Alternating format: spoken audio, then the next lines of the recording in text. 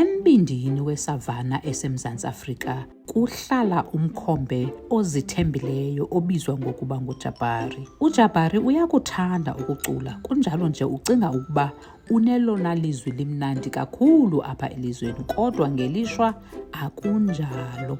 UJabari ufuna ukungenela ukhuphiswano lweetalente lonyaka, ngoko ke ubuza abahlobo bakhe abasenyongweni ukuba bayalithanda na ilizwi lakhe. Abahlobo bakhe abafuni kumvisa kakubi, ngoko ke bayamqhatha bonke bathi, "Silithanda nyani mhlobo wam," batsho bonke. uLeila nguye yedwa omxelela inyaniso uJabari. "Hayi, akuculi kamnandi kangako," utsho uLeila. "Ukuba nenyani ke oko."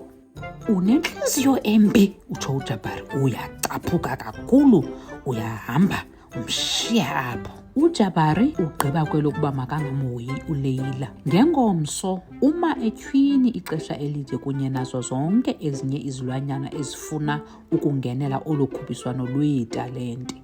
Ngosuku lokhuphiswano uJabari ukhwela eqongeni uqalisa ukucula.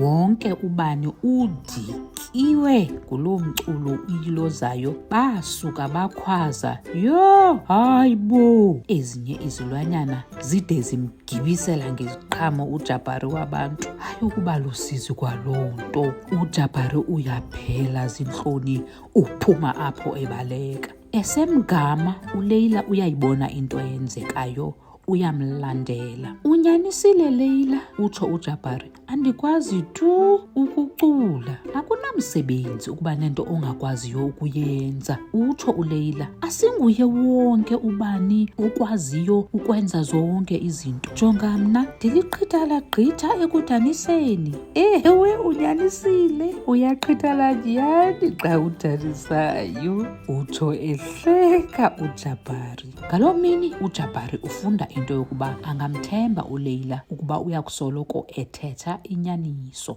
Ufunda nento yokokuba asinguye wonke ubani okwaziyo ukwenza yonke into. Ngoko ke ugqiba kwelokuba agxininise kwenye yeetalente zakhe, ukomelela kwakhe. Kunyaka olandelayo ufumana ibhaso lokuba ngowona mkhombe mncinci womelele kakhulu kweli lizwe.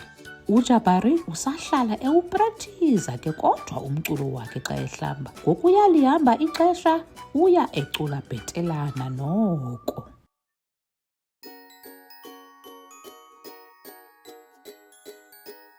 To watch more stories, just visit our YouTube channel. All stories are in the present, past and future tenses, also available in various languages. How great! Also, members of the Abuti Academy get access to workbooks and much more. Visit our website to find out more about all the language learning materials that we have to offer.